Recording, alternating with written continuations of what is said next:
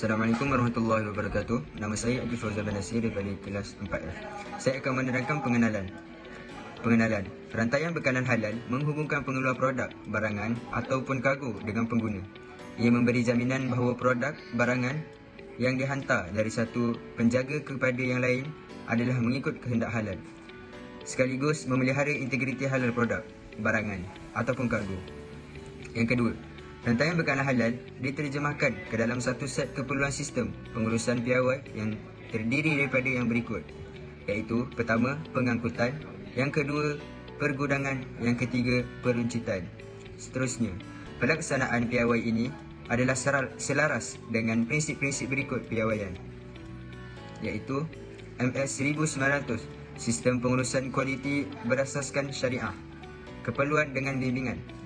Ini Malaysia Standard menetapkan keperluan untuk sistem pengurusan kualiti di mana organisasi perlu menunjukkan keupayaan untuk menyediakan produk yang menepat syariah secara konsisten. Seterusnya, skop bagi pergudangan. Yang pertama, AM. Piawai Malaysia ini menetapkan keperluan sistem pengurusan untuk jaminan halal integriti produk, barangan ataupun kargo di gudang. Yang keduanya ialah permohonan digunakan untuk organisasi tersebut tanpa mengira jenis, saiz produk, barangan ataupun kargo dikendali dan diuruskan. Seterusnya, digunakan oleh pengilang, pusat pengumpulan dan pengedaran, gudang dan pembekal, stor serta peruncit yang mengendalikan dan mengurus produk halal, barangan ataupun kargo. Apabila terdapat aktiviti antara muka di penerimaan, permuatan dan penghantaran. Akhir sekali ialah rujukan normatif. Untuk rujukan bertarikh, hanya edisi yang dipetik terpakai. Untuk rujukan tidak bertarikh, edisi terkini rujukan normatif iaitu termasuk sebarang pindaan terpakai. MS 2393, Prinsip Islam dan Halal, iaitu definisi dan tafsiran tentang istilah.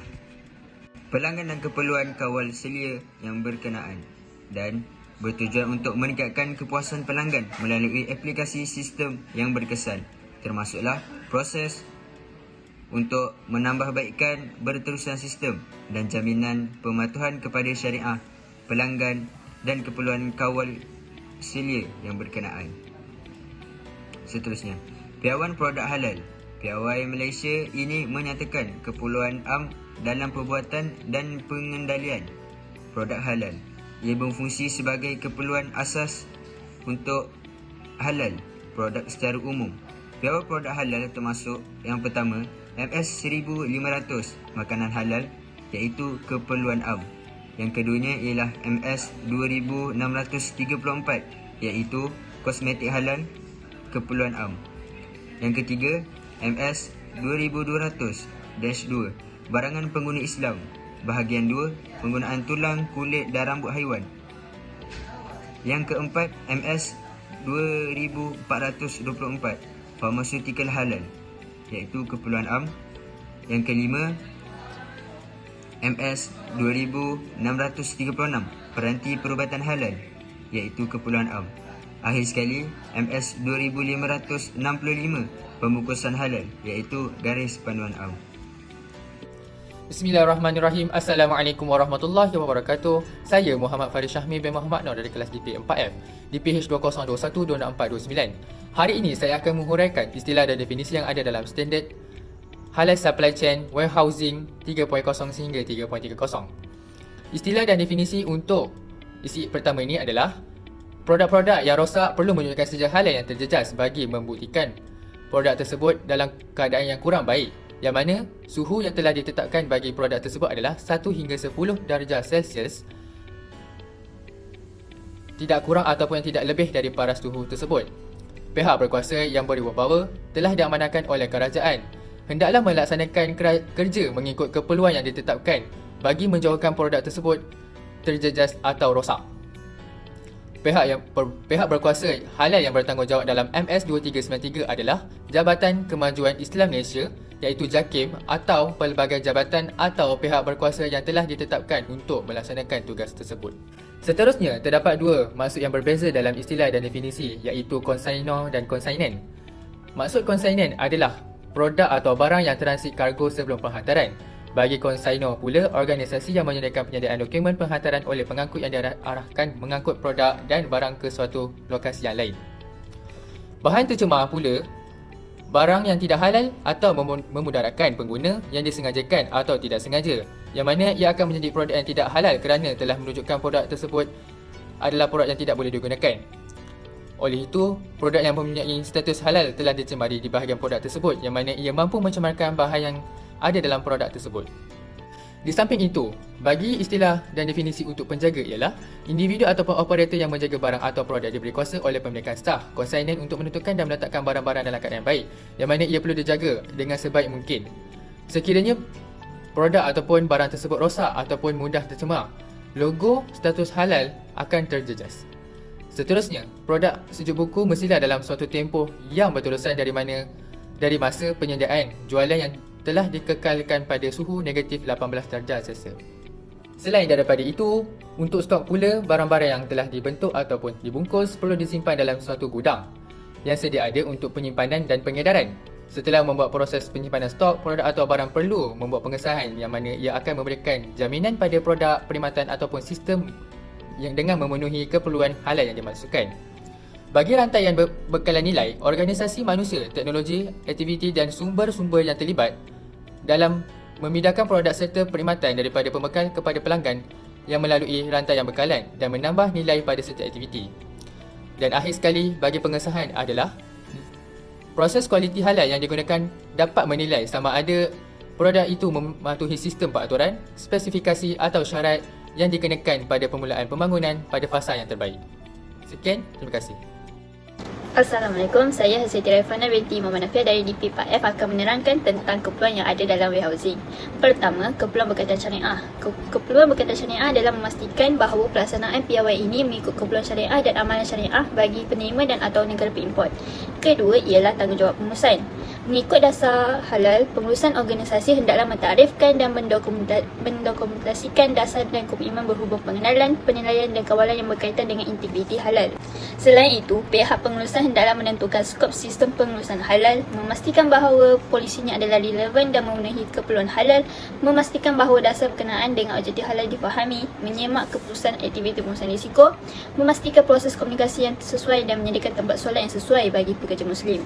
Organisasi bagi tanggungjawab dan kuasa pihak pengurusan hendaklah melantik eksekutif halal yang Muslim yang bertanggungjawab bagi pelaksanaan sistem pengurusan halal. Selain itu, sebuah jawatan kuasa halal dalaman hendaklah ditubuhkan untuk membangun, menyelenggara dan mengkaji semula pengurusan risiko halal.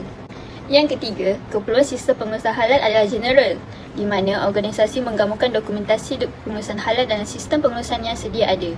Tata cara sistem pengurusan halal hendaklah mewujudkan prosedur yang didokumentkan dan mengambil kira semua isu dan perkembangan semasa berkaitan prinsip halal, fatwa termasuk keperluan kawal selia yang berkaitan. Seterusnya, objektif pengesahan adalah memastikan semua titik kawalan yang dikenal pasti adalah lengkap dan betul. Selain itu, pelan pengurusan risiko halal mengikut prinsip adalah mengenal pasti potensi pencemaran halal atau prekursor. Asas pengenalan hendaklah mengambil kira tujuan teras proses antara fasa dan proses, aliran proses, operasi, penubuhan dan susun atau kemudahan. Penentuan langkah kawalan berdasarkan keputusan penilaian mengambil kira keputusan risiko yang digariskan dalam jadual B4 lampiran B, yang mana langkah kawalan yang sesuai untuk setiap bahan cemar yang berpotensi. Penentuan titik kawalan halal hendaklah dipermudahkan dengan penggunaan matrik risiko titik kawalan halal dalam jadual B3 lampiran B. Penentuan sistem pemantauan untuk titik kawalan halal hendaklah diwujudkan bagi setiap titik kawalan halal yang dikenal pasti. Bagi penentuan tindakan pembetulan untuk titik kawalan halal, organisasi hendaklah mendokumentasikan tindakan pembetulan yang diambil apabila hasil pemantauan menunjukkan bahawa langkah kawalan tidak dilaksanakan atau tidak berkesan untuk menghapuskan atau mencegah pencemaran. Penentuan prosedur pengesahan hendaklah mewujudkan dan mengekalkan prosedur yang didokumentkan untuk aktiviti pengesahan. Sistem dokumentasi dan pengurusan risiko hendaklah mewujudkan dan menyelenggara dokumentasi untuk risiko halal sistem pengurusan dan dokumentasi yang berkaitan. Selain itu, dokumentasi mestilah bersesuaian dengan sifat, saiz dan kerumitan proses. Yang keempat, keperluan ringkasan pelan pengurusan risiko yang halal. Penerapan prinsip halal boleh diringkaskan dalam pelan pengurusan risiko halal ringkasan. Yang kelima, sistem maklumat dan komunikasi organisasi hendaklah menyediakan sistem maklumat dan komunikasi untuk menyokong operasi dan untuk menukar maklumat dengan pembekal perkhidmatan lain dan pelanggan. Assalamualaikum, nama saya Ilyas Mustafa. Saya akan menerangkan langkah awal untuk membolehkan proses pengurusan risiko. Yang pertama adalah semua barang masuk dan keluar proses, produk, barang atau hubungan kargo hendaklah diterangkan dalam dokumen. Ciri-ciri untuk barang keluar masuk ialah dia tengok daripada ciri biologi, kimia dan fizikal. Seterusnya senarai ramuan termasuk bahan tambahan dan alat bantu pemprosesan. Yang ketiga, asal bahan. Yang keempat, kaedah pemprosesan.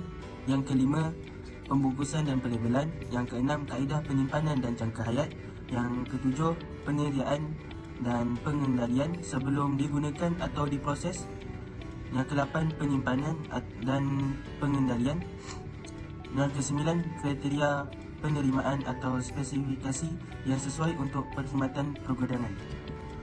Untuk poin kedua saya, gambar raja alih proses, iaitu dengan menyediakan gambar raja yang lengkap, jelas, tepat dan cukup terperinci. Gambar raja alih ini hendaklah mempunyai kriteria berikut. Yang pertama, urutan dan interaksi semua langkah dalam operasi. Yang kedua, sebarang proses penyumberan luar dan kerja subkontrak. Yang ketiga, bahan masuk, bahan perantaraan, produk, barang atau kargo memasuki aliran. Yang keempat, tempat pembungkusan semula. Yang kelima, produk akhir, barang dan kargo, produk perantaraan, barang atau kargo berada di lepasan. Yang keenam, tempat sisa dialihkan. Yang ketujuh, di mana pengendalian manusia. Yang ke-8, titik kawalan halal. Yang ke-9, perkhidmatan nilai tambah dikenal pasti. Untuk poin saya yang ketiga, plan susun atur, iaitu semua kemudahan hendaklah digambarkan dalam susun atur dan perkara yang perlu ditunjukkan. Di dalam plan susun atur itu mestilah mempunyai kawasan kuarantin, kawasan penerimaan, kawasan perasingan, kemudahan kebersihan, stesen kawalan perosak, kawasan pelupusan sisa, lampu dan sebagainya. Yang terakhir sekali, rantaian jagaan, iaitu membuat pengesahan konsainan barang yang dipindahkan daripada penjaga. Terdapat syarat persekitaran khusus yang ditaktifkan dan dipersetujui sebagai sebahagian daripada pengaturan adalah menjadi tanggungjawab organisasi untuk memastikan bahawa ada yang berkesan sistem pengurusan dan kawalan untuk menunjukkan bukti pematuhan kepada keperluan halal. Di samping itu, perlu ada rekod yang mencukupi untuk membuktikan pematuhan mana-mana undang-undang, keadaan yang berkaitan dengan sifat pergudangan dan aktiviti berkaitannya. Itu sahaja. Assalamualaikum, nama saya Muhammad Asfar bin Azman dari kelas DP4F. Saya akan menerangkan tentang operasi pelan pengurusan risiko halal 6.1. Terdapat 17 jenis pergudangan dan aktiviti berkaitan dengannya. Antaranya ialah arahan pelanggan, pengenalan dan pengasingan produk, barang atau kargo, produk masuk, barang dan kargo, taluk kepada semakan integriti, produk barang atau pemindahan kargo ke gudang dan lain-lain. Selain itu, terdapat 3 jenis operasi pelan pengurusan risiko halal. Pertama adalah supplier, kedua aktiviti dan ketiga designer location. Untuk bahagian supplier terdiri daripada perniagaan, pengeluaran dan pemborong. Manakala bagi aktiviti terdapat semakan dan pengesahan, pelabelan semula dan pengurusan inventory. Dan yang terakhir ialah designer location, iaitu kedai runcit, pusat pengedaran dan gudang. 6.2. Rekod untuk diselenggara. Rekod pembungkusan pergudangan dan aktiviti berkaitan yang merangkumi aktiviti pecah pukul, karton, polistasin dan kontainer hendaklah disimpan sebagai bukti untuk pelan risiko pengurusan halal operasi. 6.3. Kawalan ketidakpatuhan. Terdapat 3 kawalan ketidakpatuhan, iaitu pengendalian dan pelupusan produk, barang dan kargo yang tercemar dan terjejas. Yang kedua, pengendalian produk, barang atau kargo yang diragui, dan yang terakhir, tindakan pembetulan. Bagi pengendalian dan pelupusan produk, barang dan kargo yang tercemar dan terjejas, prosedur yang didokumentkan hendaklah diwujudkan untuk menentukan pengendalian, kawalan dan pelupusan produk. Ini berlaku akibat daripada pengendalian barang dalam keadaan tidak baik. Semua keputusan untuk pelupusan hendaklah direkodkan bersama dengan maklumat tentang pencemaran dan punca. Pelupusan produk, barang atau kargo yang tercemar dan terjejas hendaklah dijalankan di bawah pengawasan yang ketat oleh pemilik yang sah. Manakala produk dan kargo yang dikendalikan di bawah keadaan di mana langkah kawalan adalah tidak dilaksanakan dan belum disahkan sebagai tercemar atau terjejas, dianggap sebagai barangan yang diragui. Produk, barang atau kargo tersebut hendaklah diasingkan dan dikuarantin untuk tindakan selanjutnya. Semua lot produk, barang atau kargo yang diragui hendaklah dipegang di bawah kawalan organisasi sehingga dinilai dan dilupuskan. Akhir sekali ialah tindakan pembetulan. Prosedur yang didokumentkan hendaklah diwujudkan dan dikekalkan untuk menentukan sesuai tindakan untuk mengenal pasti dan menghapuskan punca pencemaran barang atau kargo. 6.4. Pengeluaran atau penarikan balik. Sekiranya pengeluaran atau penarikan balik yang lengkap dan tepat pada masanya bagi banyak produk akhir, pihak pengurusan atau organisasi hendaklah melantik kaki tangan yang mempunyai kuasa untuk memulakan penarikan balik dan kaki tangan yang bertanggungjawab untuk melaksanakan penarikan balik. Ianya hendak direkodkan dan dilaporkan kepada pengurusan sebagai input untuk semakan pengurusan. 6.5. Komunikasi. Pihak pengurusan hendaklah memastikan proses komunikasi yang sesuai adalah ditubuhkan dalam organisasi dan kepada pihak luar yang berkepentingan berkaitan dengan keberkesanan sistem pengurusan halal. Penggunaan maklumat dan komunikasi sistem teknologi ICT sebagai cara komunikasi perlulah digalakkan dalam organisasi. 6.6. Kebolehkesanan. Organisasi hendaklah menggunakan sistem kebolehkesanan yang membolehkan pengenalan produk, barang atau lot kargo yang dijalankan oleh proses dan yang berkaitan rekod penghantaran. Sistem kebolehkesanan hendaklah membolehkan untuk mengenal pasti bahan masuk untuk perprosesan peringkat daripada pembekas segera sehingga destinasi akhir produk. Barang atau kargo rekod yang disimpan hendaklah mengikut undang-undang dan keperluan peraturan dan keperluan pelanggan.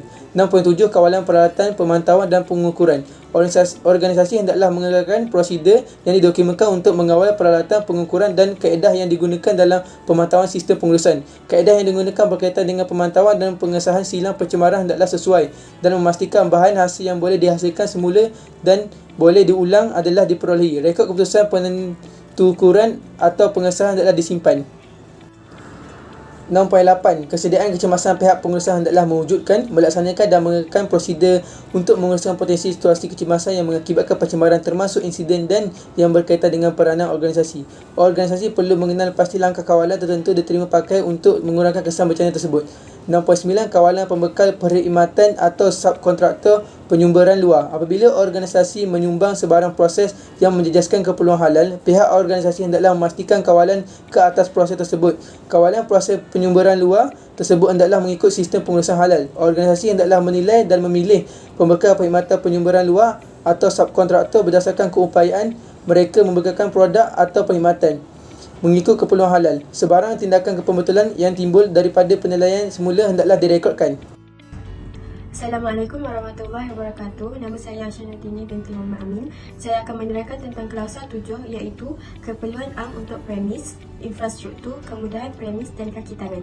Yang pertama, lokasi gudang mestilah jauh dari kawasan yang tidak mudah tercemar untuk alam sekitar, kawasan yang sering dilanda banjir, kawasan yang tidak berkesan untuk membuang semua sisa buangan, dan yang terakhir, kawasan yang banyak serangan daripada makhluk perosak. Seterusnya, kita beralih kepada reka bentuk dan sesuatu premis. Yang pertama, reka bentuk premis mestilah mudah untuk dibersihkan dan kurang untuk menjadi pencemaran silang. Kedua, struktur premis mestilah tahan lasat dan kukuh serta mudah untuk diselenggara. Yang ketiga, kawasan premis mestilah luas dan cukup untuk kemudahan kaki tangan. Yang keempat, reka bentuk premis mestilah yang mudah untuk dibersihkan. Kemudian, yang ketiga, peralatan. Peralatan mestilah dibuat daripada bahan tanpa kesan toksik. Yang kedua, peralatan mestilah perlu diselenggara dan dibersihkan dengan secukupnya untuk mengelakkan pencemaran. Yang ketiga, peralatan perlulah tahan lama dan mudah untuk dibersihkan serta diselenggara. Keempat, bekas untuk bahan bukan makanan mestilah boleh dikenal pasti dan diperbuat daripada bahan kalis air. Yang kelima, bahan yang berbahaya disimpan di tempat yang selamat, bertutup, dikunci serta dilabel. Kemudian, kemudahan dalam premis. Yang pertama, premis mestilah mempunyai bekalan air yang mencukupi dan bersih. Yang kedua, premis mestilah mempunyai sistem saliran yang cukup dan sesuai untuk mengalirkan air atau sisa. Yang ketiga, sistem saliran juga perlu dibina di luar untuk menghalang serangan dari makhluk perosak dan sentiasa diselenggara. Tambahan pula, premis mestilah mempunyai jadual untuk pelepasan sisa. Seterusnya, mempunyai sistem pengudaraan yang baik serta pencahayaan yang baik. Kemudian, masuk pula ke dalam kawasan penyimpanan. Kawasan penyimpanan mestilah yang mudah dibersihkan dan diselenggara. Kemudian, penyimpanan bahan-bahan perlulah diasingkan seperti mengasingkan bahan kimia dengan bahan mentah. Seterusnya, barang-barang yang disimpan tidak boleh disimpan secara terus di atas lantai. Bagi kemudahan yang lain pula seperti mempunyai sinki dan tong sampah yang mencukupi. Untuk bahagian pekerja pula, pekerja mestilah berada dalam keadaan yang sihat. Jika terdapat luka kecil, perlulah ditutup dengan plaster. Kemudian, pekerja mesti dalam keadaan yang bersih dan mematuhi semua SOP. Kemudian, pekerja tidak boleh merokok, makan atau minum di dalam premis. Peraturan yang sama juga dikenakan kepada pelawat. Seterusnya, mestilah melakukan penyelenggaraan pada peralatan secara berkala. Kemudian, untuk bahan kimia, perlulah dikendalikan dengan berhati-hati mengikut arahan. Manakala untuk proses sertu pula, mestilah diselia oleh pihak berkuasa halal yang terlatih dan proses sertu perlulah direkodkan. Kemudian, latihan kepada pekerja perlulah dilakukan pada masa yang sesuai dan secara berkala untuk meningkatkan kualiti pekerjaan. Dan yang terakhir, kawalan pencemaran perlulah diwujudkan untuk mencegah pencemaran pada produk. Nama saya Muhammad Aiman Hakim Atidil Rahim akan menerangkan tentang penyelenggaraan rantaian bekalan halal. Poin yang pertama, audit halal dalaman. Ia bagi memastikan semua perkara berjalan mengikut prosedur yang ditetapkan, memenuhi keperluan piawaian ini serta sistem pengurusan halal keperluan yang ditetapkan oleh organisasi. Ianya harus dijalankan, diselenggara dan dikemaskini dengan berkesan. Poin yang kedua pula ialah kajian semula pengurusan. Ianya bagi mengkaji keadaan sistem halal semasa bersesuaian atau tidak, serta menyimpan rekod semakan pengurusan dengan baik sekali. Semakan hendaklah termasuk mengenal pasti dan menilai perubahan keperluan perniagaan berhubung dengan sistem pengurusan halal dan peluang untuk penambahbaikan. Poin yang ketiga pula ialah prosedur yang penting dan keperluan pelanggan. Ianya bagi menyimak aduan maklum balas pelanggan, keberkesanan serta tindakan menilai keperluan dan sebagainya.